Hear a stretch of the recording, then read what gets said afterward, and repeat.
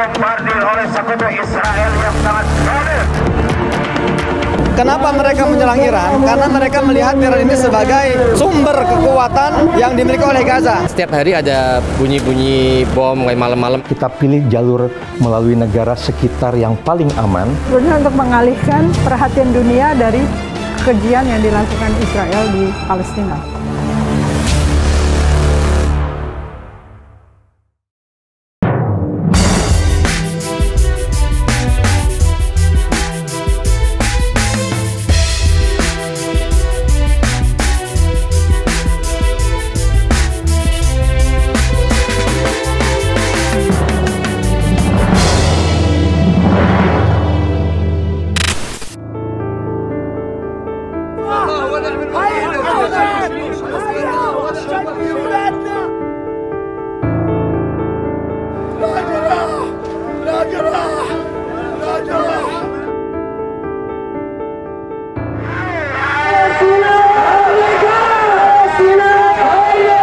Kita sebagai umat Islam Indonesia tidak bisa hadir ke sana, minimal doa dan harga kita donasikan untuk saudara kita di Palestina. Bahwasannya saudara-saudara kita di Palestina dibunuh, dibombardir oleh sekutu Israel yang sangat zalim.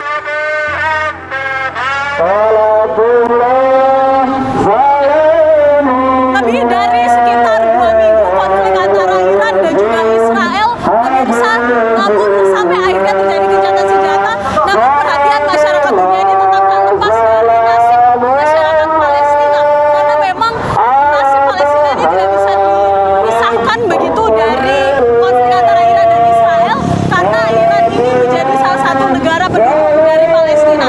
Dan sejak konflik itu berlangsung, pemirsa, berbagai gelombang protes ini terjadi di seluruh dunia, termasuk yang saat ini sedang berlangsung di belakang saya, di mana ini merupakan gelombang protes dari masyarakat yang menyuarakan kemerdekaan Palestina yang saat ini sedang berlangsung di Cilengsi. Tanya itu saja pemirsa bahwa ini merupakan juga menandai kurang lebih sekitar 20 bulan sejak serangan dari Hamas ke Israel, dan sejak saat itu Israel tak henti-hentinya menggempur Gaza.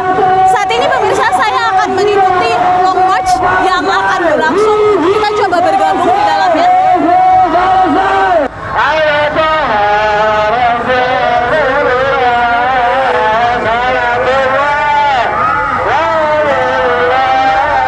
Anda bisa lihat pemirsa, saat ini saya berada di tengah-tengah long march.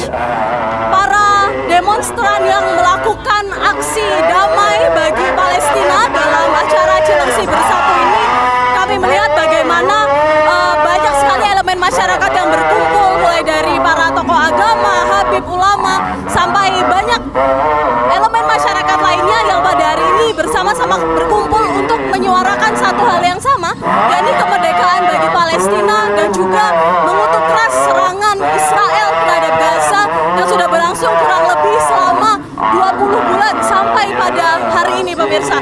Dan ini juga tidak terlepas dari konflik antara Iran dan juga Israel yang saat ini tengah berada dalam masa gencatan senjata. Tentu semua yang ada di sini ini juga berharap agar perdamaian juga dapat dilakukan atau terjadi di tanah Palestina. Bahkan tadi pemirsa, kami juga melihat bagaimana masyarakat ini bahu-membahu begitu untuk membantu para demonstran yang ada di sini, memberikan air minum dan lain sebagainya, karena mereka tidak berhenti untuk menyuarakan orasi-orasi tentang kemerdekaan Palestina.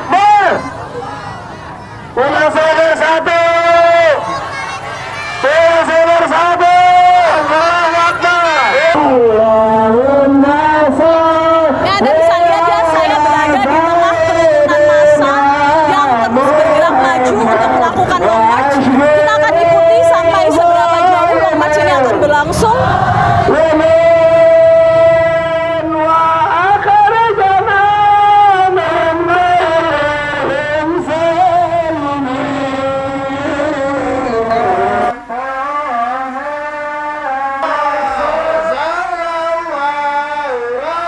Saat ini saya berada di tengah-tengah masa aksi yang sedang berkumpul untuk mendengarkan orasi, tapi kita coba untuk bertanya kepada salah satu masa aksi yang ada di sini.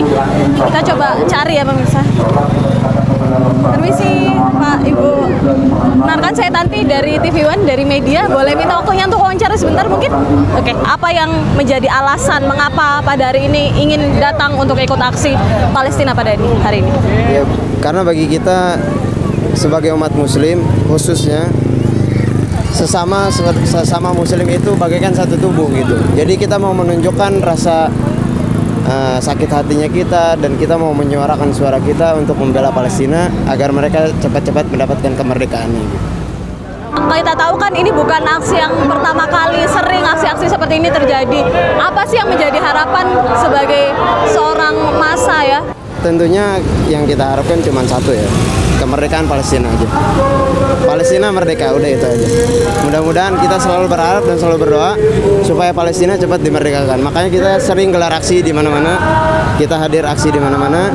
Tujuannya nggak lain nggak bukan cuman buat kemerdekaan Palestina aja. Orasi-orasinya termasuk bintang tamu. Tiada lain semua ini untuk saudara-saudara kita di Palestina, yang mana kita ketahui bahwasannya saudara-saudara kita di Palestina dibunuh, dibombardir oleh sekutu Israel yang sangat zalim. Assalamualaikum Mbak, dengan siapa namanya? Debbie.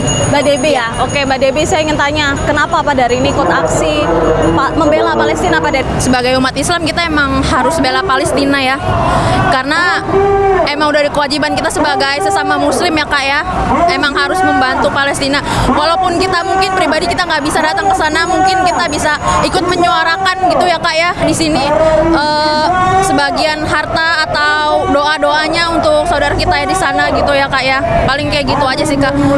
Selain dari hati kita emang harus berkewajiban gitu Kak ya untuk membantu saudara kita di sana gitu. Mbak Debbie ini melihat aksi-aksi membela Palestina ini nggak hanya sekali dua kali terjadi, ada banyak sekali aksi, bahkan banyak juga aksi-aksi membela Palestina di seluruh dunia yang sekarang banyak berlangsung.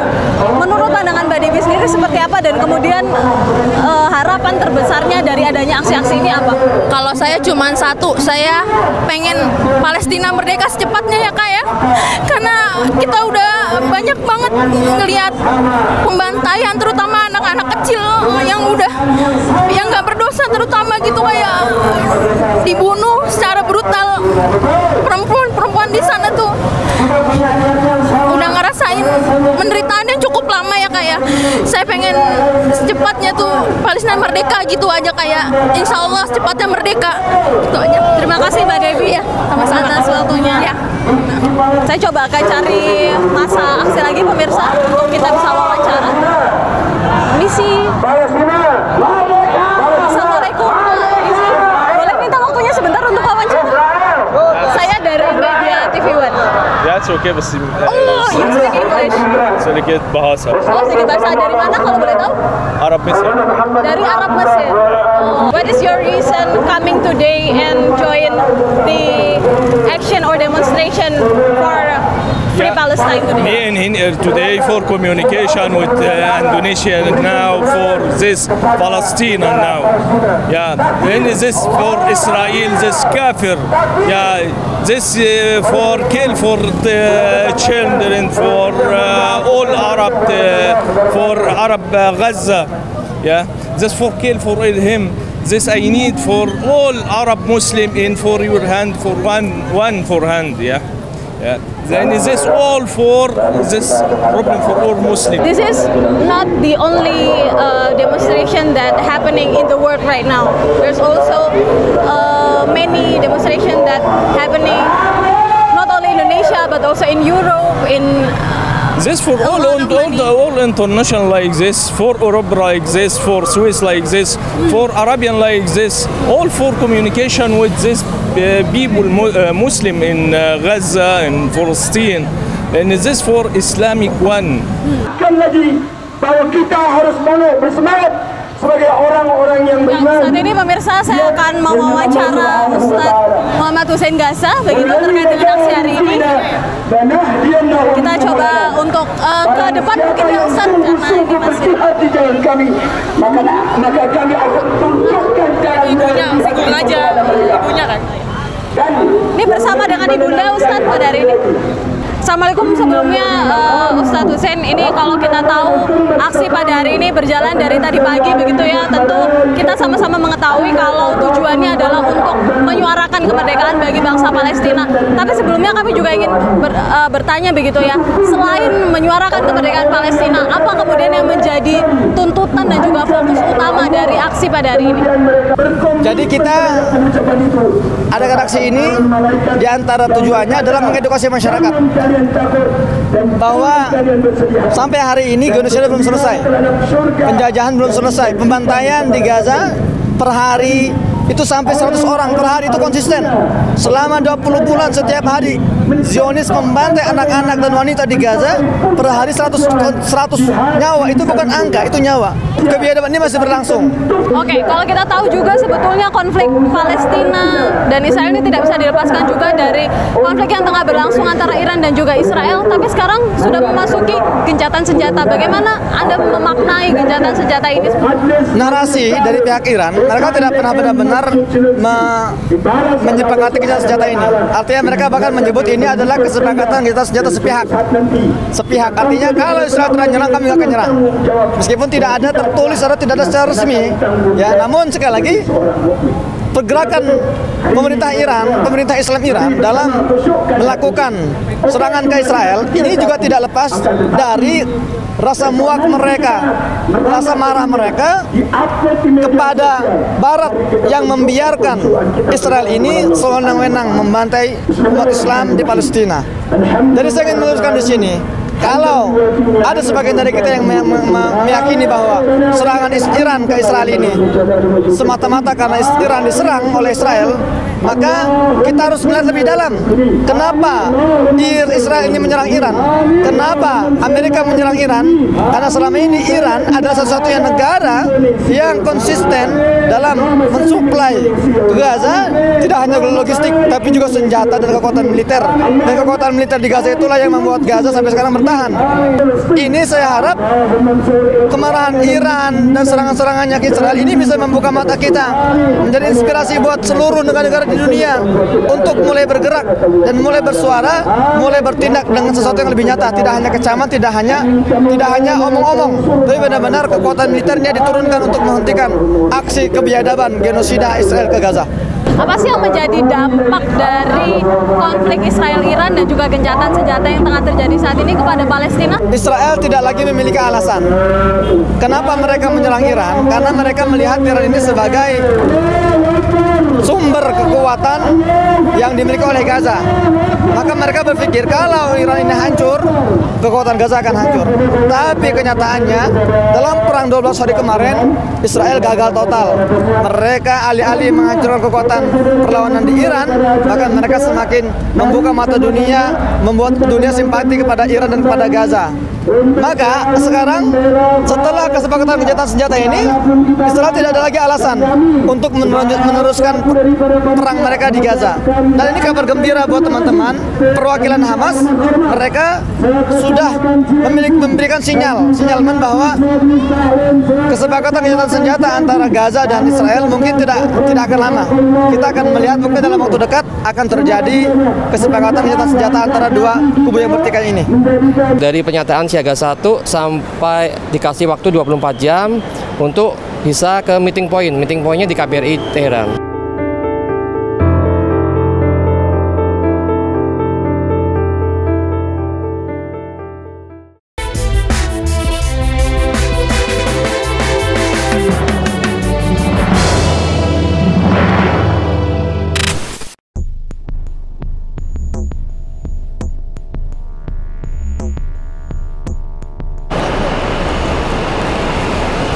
Saat ini kami sudah berada di Terminal 3 Bandara Soekarno-Hatta, tepatnya di kedatangan internasional, di mana pada hari ini tanggal 26 Juni 2025 akan tiba sekitar 30-an lagi warga negara Indonesia di Iran yang dievakuasi ke Indonesia. Nah, dari 31 WNI ini, 8 diantaranya ini merupakan anggota keluarga dari staf KBRI di sana. Sampai sejauh ini pemirsa, kalau Anda lihat di sini para awak media sudah menunggu kedatangan dari para WNI yang akan tiba nanti.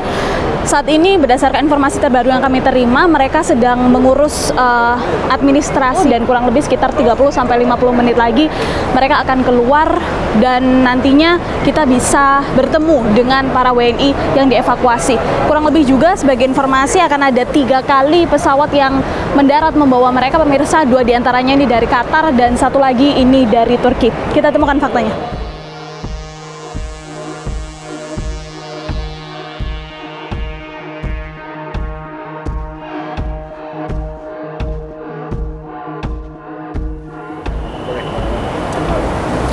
Ya, tampak baru saja pemirsa keluar 18 orang WNI yang diterbangkan dari Qatar menuju ke Indonesia. WNI dari Iran begitu yang dievakuasi menuju Indonesia. 18 orang ini kalau kita lihat sebagian diantaranya, sekitar 4 diantaranya ini merupakan keluarga dari staf KBRI yang ada di sana. Kita bisa lihat juga kalau mereka tampak baru saja keluar tadi setelah melalui serangkaian proses imigrasi begitu, dan juga sudah dilakukan serah terima juga.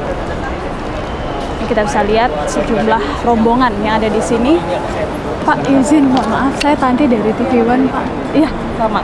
Izin, kami rencananya mau wawancara lebih mendalam gitu terkait dengan kepulangan Bapak hasil evakuasi tadi, kalau diperkenankan. Sebentar aja mungkin, Pak, ya. Dengan Pak siapa, Pak? Izin. Kuat Ribowo. Pak Kuat? Iya. Oh, Pak Kuat. Dari asalnya dari mana, Pak? Dari Jawa Tengah. Kudus. Oh, asalnya dari Jawa Tengah, Kudus. Hari ini dijemput juga oleh Pemprov Jateng juga ya? Ada juga? Jadi setiap ini ada Pemprov, setiap provinsi ada tugasnya yang datang menjemput. Pak, kalau boleh diceritakan gimana sih proses pertama kali ya? Dari awal mendapatkan, kalau nggak salah ini kan dari Kemlu memberikan tawaran begitu ya untuk dievakuasi. Ceritanya dari awal mula, pertama kali mendapatkan tawaran evakuasi sampai kemudian akhirnya memutuskan dan akhirnya sampai ke Indonesia pada hari ini. Oke.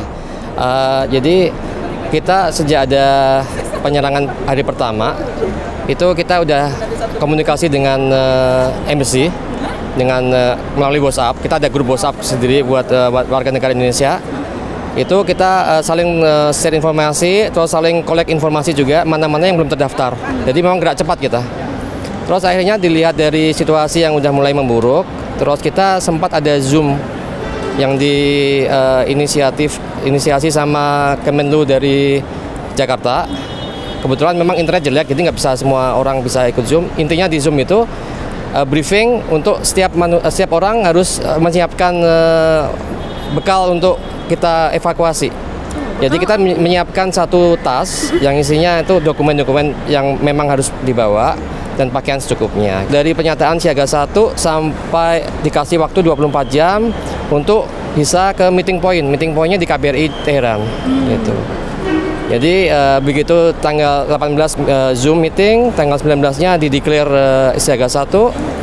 Jadi langsung kita siap-siap untuk menuju ke Teheran gitu.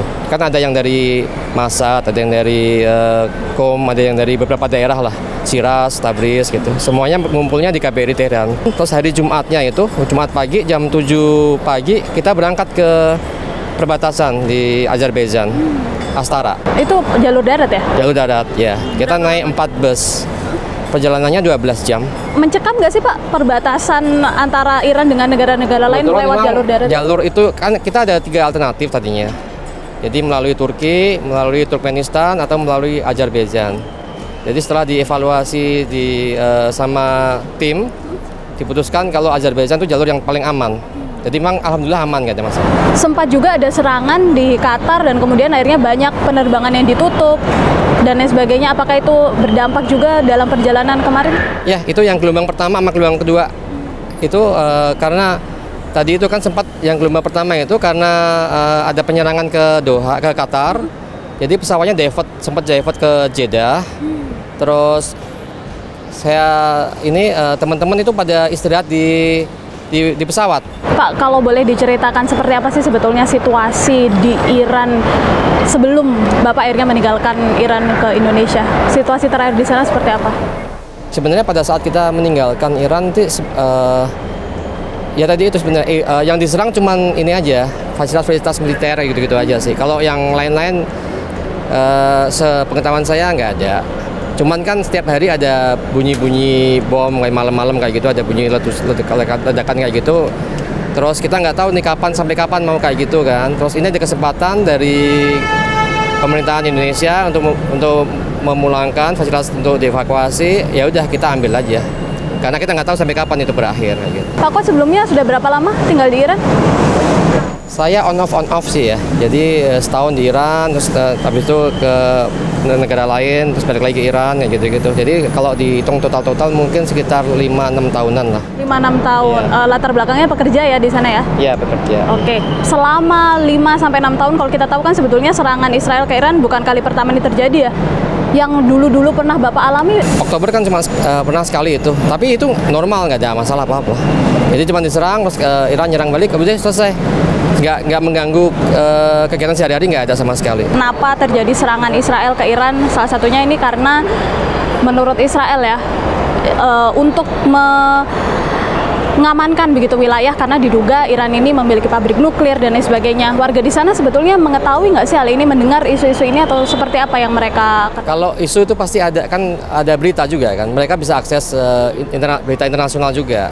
Jadi mereka tahunya mungkin juga dari berita internasional. Terus memang ada juga mata kuliah nuklir kan gitu. Bahkan mahasiswa kita aja kan ada yang mahasiswa Indonesia ada yang ke Iran belajar itu mata kuliah nuklir gitu loh, jurusan nuklir. Jadi kalau memang teknologi nuklir ada di Iran ada, cuman kalau selebihnya buat apaan itu saya nggak bisa jawab apa sih.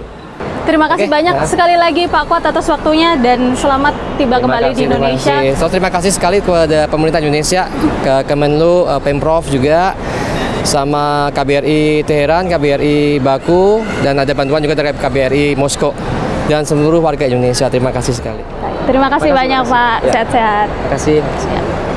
Ya, pemirsa, kalau tadi berdasarkan wawancara kami ya dengan salah satu WNI yang baru saja tiba di sini tadi, nyatakan kalau memang perjalanan evakuasi ini berjalan relatif aman seperti itu, dan tentunya mereka juga disambut oleh pihak-pihak dari KBRI atau dari Kemlu juga sendiri sudah diserah terimakan, dan semoga kita juga berharap supaya situasi di sana tetap kondusif, mengingat masih ada sejumlah warga negara Indonesia yang masih berada di Iran. Kita temukan fakta selanjutnya. Ada 4 orang WNI yang bermukim di Israel itu sudah meminta evakuasi dan sudah dilakukan evakuasi kepada mereka.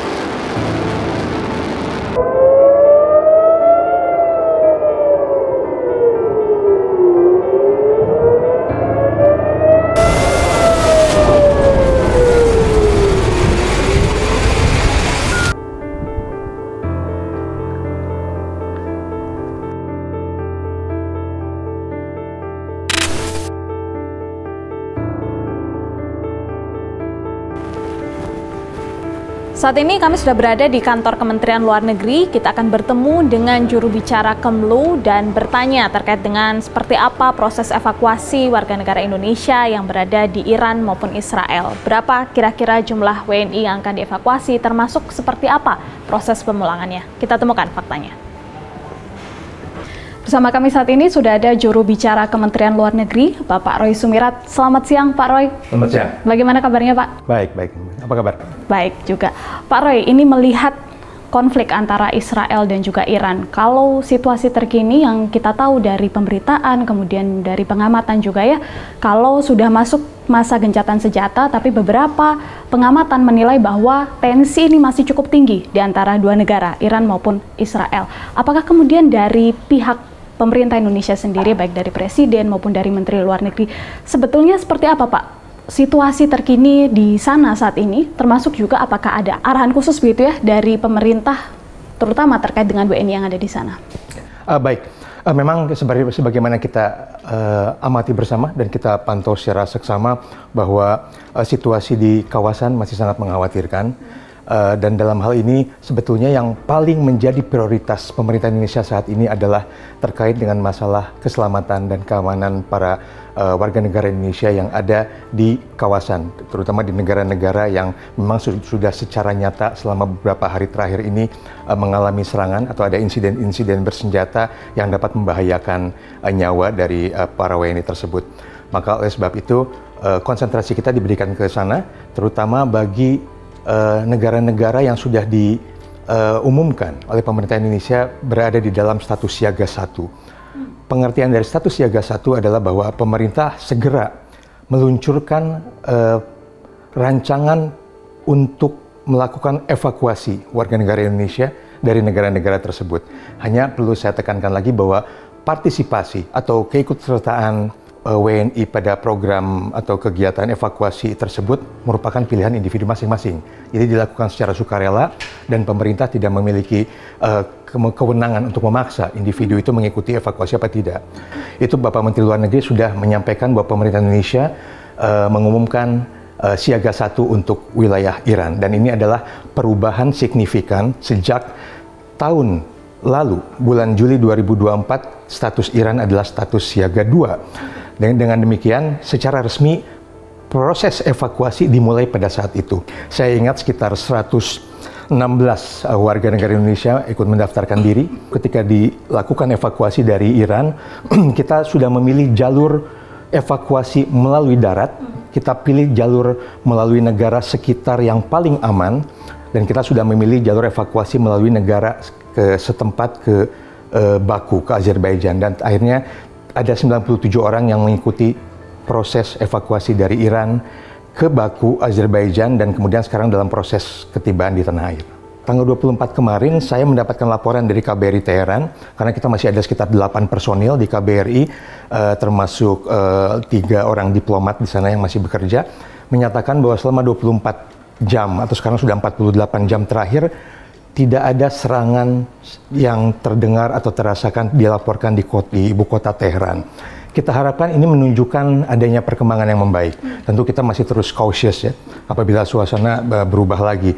Tapi paling tidak kita masih menimbang-nimbang perlu atau tidaknya evakuasi tingkat atau lanjutan disesuaikan dengan kondisi yang ada. Karena ada 19 orang yang memutuskan untuk tetap tinggal. Tentu hal ini menjadi pertimbangan mereka masing-masing, mengapa mereka tetap tinggal apa segala macam, dan kita hanya bisa meminta mereka untuk mencoba berhati-hati dan terus membuka kontak dengan KBRI supaya kita bisa memonitor apa hal yang terjadi di tempat mereka tinggal. Dan kita masih melihat bukan hanya di Iran, tapi juga di beberapa negara lainnya di sekitar mengenai kemungkinan evakuasi dari negara-negara tersebut. Oh, artinya masih didalami lagi terkait apakah negara-negara lainnya juga perlu dievakuasi WNI di sana ya? Betul, karena masing-masing negara ada perwakilan Indonesia di sana, tentunya ada KBRI atau KJRI dengan kekecualian Israel tentu ya, karena kita tidak memiliki hubungan diplomatik dengan Israel, namun keberadaan WNI yang berada di wilayah Israel itu dipantau dan dibantu oleh Kedutaan Besar Indonesia di Amman, Jordania. Jadi tidak ada yang luput WNI yang ada di wilayah tersebut untuk kita coba terus pantau pergerakannya, dan apabila diharuskan kita akan mencoba memberikan bantuan perlindungan dengan segala macam keterbatasan yang ada. Pak tadi menyebut juga kalau ada sekian ratus WNI yang ada di Iran, sebetulnya kalau dilihat dari profil latar belakang WNI yang ada di sana dari mana saja Pak? Ya memang paling tidak tercatat secara resmi ya, di Kedutaan Besar Indonesia di Teheran itu ada 386 warga negara Indonesia yang tercatat secara resmi. Kita juga coba update terus nih data, apakah data ini masih valid apa tidak. Mungkin saja sudah ada yang lama tidak berada di Iran tapi belum sempat lapor diri bahwa sudah meninggalkan Iran. Dari sekitar 380 itu memang sekitar 250-an itu merupakan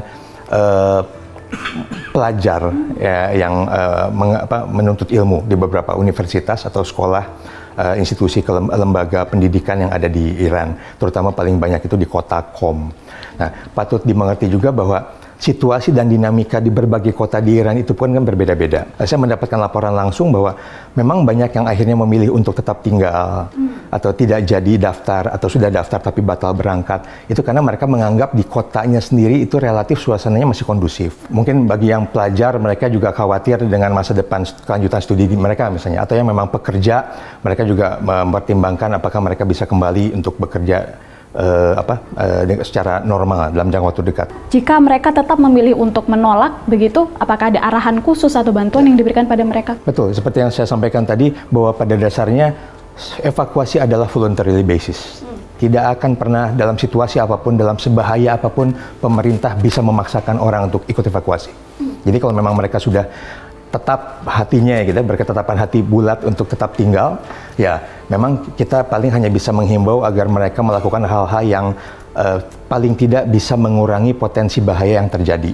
Misalnya kita bisa menghimbau mereka untuk mencoba mencari tempat tinggal lain di kota lain yang sekiranya mungkin lebih aman kalau ada kerabat, atau juga paling tidak keluar rumah ke titik-titik kerumunan atau titik-titik yang mungkin disinyalir gampang menjadi target dari insiden-insiden bersenjata misalnya. Jadi hal seperti itu. Tapi yang paling penting adalah komunikasi, karena kita ingin selalu warga negara yang tetap ada di lokasi itu membuka komunikasi dengan perwakilan Indonesia untuk memudahkan kami membantu apabila memang diperlukan. Oke. Tadi disinggung juga kalau untuk WNI sendiri yang berada di Israel ini berada dalam pemantauan KBRI Jordania, begitu ya? Ya. Apa Pak update terbaru di sana? Bagaimana kondisi mereka? Yang ya saya dengar terakhir ini dengan adanya kejadian selama seminggu setengah terakhir ini, terutama sejak tanggal 13 ya, ketika Israel meluncurkan serangan ke Iran, ada 4 orang WNI yang bermukim di Israel itu sudah meminta evakuasi dan sudah dilakukan evakuasi kepada mereka. Hanya sekarang seingat saya masih dalam proses akhir kepulangan tiba di Indonesianya. Ada 1 orang yang memang bermukim dan bekerja secara menetap sudah lama di Tel Aviv, dan ada 3 lainnya di Yerusalem. Cara kalau dari penolakan sendiri, apakah ada juga WNI di sana yang kemudian menolak untuk dievakuasi? Seingat saya ada sekitar 120 warga negara Indonesia yang memang pernah mendaftarkan diri kepada KBRI Aman, kepada kedutaan kita di Jordan, memang bekerja atau memang student pelajar di wilayah Israel. Dan selain 4 orang yang kami sudah evakuasi, kami belum lagi mendengar ada WNI yang secara khusus meminta dilakukan evakuasi. Baik, kalau begitu. Terima kasih banyak Pak Roy Sumirat atas waktunya dan wawancaranya. Terima kasih. Pemirsa, kita temukan fakta selanjutnya. Sekarang kan Pakistan mengusulkan Donald Trump sebagai calon penerima hadiah Nobel. Jadi dia berkeinginan sekali untuk bersaing dengan Obama ya sebagai penerima hadiah Nobel.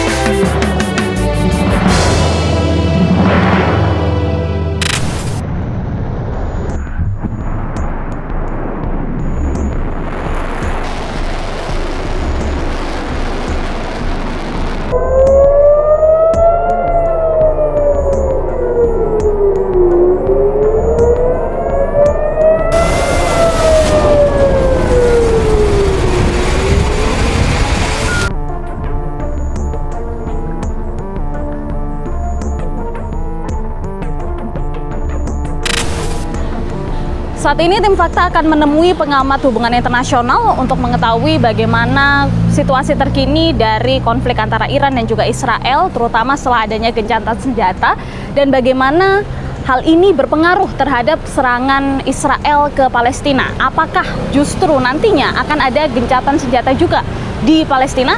Kita temukan faktanya. Di hadapan kami saat ini sudah ada Ibu Susi Sudarman. Beliau ini merupakan pengamat sekaligus peneliti hubungan internasional dari Universitas Indonesia. Selamat malam Ibu Susi. Selamat malam Tanti. Baik, Bu Susi, ini melihat kelanjutan dari konflik antara Israel dan juga Iran. Seperti apa sih Bu sebetulnya kondisi di kedua negara, kondisi konflik ini pada saat ini, terutama menyusul adanya pemberlakuan gencatan senjata? Yang belum jelas adalah apakah tujuannya itu regime change atau meruntuhkan pemerintahan Khomeini, apakah hanya melemahkan Iran, dalam arti di sayap-sayapnya digunting gitu ya, supaya langit-langitnya bebas untuk diserbu oleh pesawat-pesawat dan dia tidak bisa melawan ya. Kalau sebenarnya ada yang berpendapat bahwa dengan demikian sebetulnya dia sudah menyiapkan untuk meruntuhkan pemerintahan, tapi kan kita masih tanda tanya besar ya. Dia ini dalam arti siapa Ibu? Israel. Nah, kendala yang utama adalah sekarang kan Pakistan mengusulkan Donald Trump sebagai calon penerima hadiah Nobel. Jadi dia berkeinginan sekali untuk bersaing dengan Obama ya sebagai penerima hadiah Nobel. Jadi kemungkinan Israel yang kena marah-marah oleh Donald Trump. Saya nggak suka ini, Israel baru aja dimulai gencatan senjata, dia sudah mengebom lagi gitu ya. Oke, jadi kalau Ibu melihat sebetulnya langkah Amerika Serikat untuk menginisiasi adanya gencatan senjata ini apa? Apa latar belakangnya kemudian? Latar belakangnya ingin agar terjadi kemenangan di tataran Nobel. Dia nggak peduli lagi bahwa bahwa itu menyebabkan kebingungan dari orang-orang lain. Yang penting dia melakukan sesuatu inisiatif yang bersifat mendamaikan, karena Pakistan telah mengeluh-ngeluhkan Donald Trump, mengatakan bahwa ini adalah sesuatu yang diinisiasi oleh Donald Trump, mendamaikan berbagai pihak yang berseteru. Lalu yang ketiga adalah masalah Iran versus Israel. Kalau kita tahu awal latar belakang dari serangan Israel kepada Iran ini yang diketahui oleh kita semua ini karena ancaman atau Israel merasa terancam karena kemudian Iran ini diduga memiliki nuklir dan lain sebagainya. Tapi ada pendapat lain yang melihat bahwa sebetulnya perang ini merupakan skenario begitu yang dibuat dan lain sebagainya. Seperti apa Bu Susi melihat hal ini? Skenario yang dibuat sebenarnya untuk mengalihkan perhatian dunia dari kekejian yang dilakukan Israel di Palestina. Jadi sebenarnya nggak ada kan, Ayatullahnya sudah mengatakan kami sebagai agama Islam tidak percaya kepada kekuatan senjata nuklir karena itu membunuh manusia. Jadi udah dikatakan gitu, malah dinyatakan bahwa dia hanya fokus pada civil nuklir yang diharuskan oleh NPT, Non-Proliferation Treaty. Sekarang dia keluar dari NPT karena percuma aja punya perjanjian non-proliferation untuk civil use of nuclear weapons. Ternyata dia diserang terus, jadi mungkin itu defense terakhir. Mudah-mudahan nggak terjadi ya, tapi kalau misalnya itu terjadi, kita nggak tahu seberapa kuat pengayaan uranium itu oleh Iran yang akan menjadi nuklir pembunuh terakhir ya. Itu dia, Armageddon terjadi akan nantinya. Ibu, yang menarik dari konflik Iran-Israel sekarang ini juga adalah Palestina begitu ya.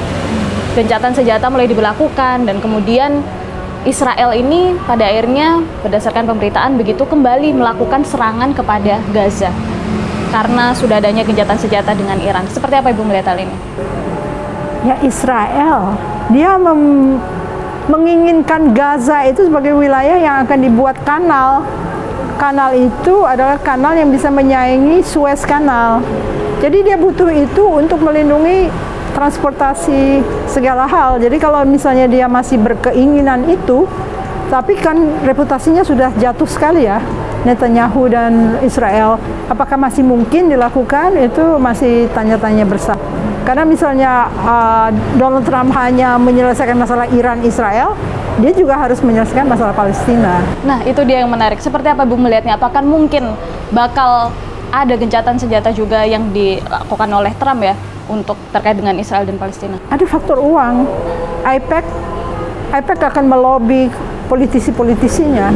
Kan sekarang dilahirkan oleh Kongres adalah anti-Semitism is illegal ya. Jadi dianggap kalau orang antisemitik artinya dia bisa dihukum. Nah sekarang untuk merubah Amerika itu kan nggak segitu mudah ya. Jadi jalannya adalah cukup terjal ya untuk Palestina bisa semudah itu diselesaikan. Tetapi dunia kan sudah mengkondem ya mengutuk Israel karena tindakan-tindakan kekejian dan tidak berperi kemanusiaan yang dilakukan selama ini. Tapi Bu melihat nggak sih adanya gencatan senjata antara Iran dan Israel ini berpengaruh besar terhadap serangan Israel ke Gaza? Lebih besarkah lagi nantinya akan ada serangan yang lebih lagi? Enggak, saya pikir Donald Trump ingin membahagiakan pemilihnya dalam arti harga bensin turun.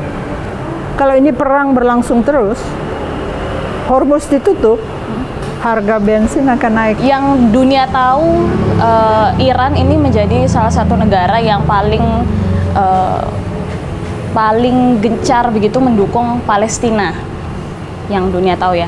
Tapi dengan adanya gencatan senjata ini dan kemudian Iran akhirnya mengikuti begitu ya, gencatan senjata ini mengikuti inisiasi Amerika Serikat untuk ikut dalam gencatan senjata, apakah ini nantinya Israel ini merasa semakin yakin untuk menyerang Palestina karena dari Iran saja mendengarkan begitu apa kata Amerika Serikat? Komunitas internasional sudah tidak bisa menerima Netanyahu. Agak susah untuk, kan itu pembunuhan secara gamblang ya, melihat anak-anak, perempuan dan sebagainya itu dibom seenaknya, waktu mereka mencari makanan juga dibom. Jadi sebetulnya reputasi Israel sudah goyah dan cita-cita dia untuk menciptakan Israel Raya mungkin juga dipertanyakan oleh negara-negara Timur Tengah karena negara-negara Teluk sudah mulai menimbang untuk tidak terlalu baik terhadap Israel. Baik kalau begitu. Terima kasih banyak Ibu Susi atas waktunya. Perang antara Iran dan Israel untuk sementara berhenti karena adanya kesepakatan gencatan senjata. Namun situasi ini masih serba tidak pasti, apakah gencatan senjata bersifat sementara atau dapat benar-benar mewujud menjadi perdamaian di antara kedua belah pihak. Pemerintah Indonesia pun mengambil langkah dengan melakukan evakuasi terhadap para WNI baik yang berada di Iran maupun Israel karena situasi di sana sudah memasuki siaga 1. Sementara itu, setelah melakukan gencatan senjata dengan Iran, Israel kembali menggempur Gaza. Hal ini menuai protes dari masyarakat internasional di seluruh dunia, termasuk Indonesia. Kita tentu berharap agar perdamaian dan kemerdekaan di tanah Palestina dapat benar-benar terwujud. Saksikan terus Fakta setiap hari Senin pukul 20.00 waktu Indonesia Barat hanya di TV One.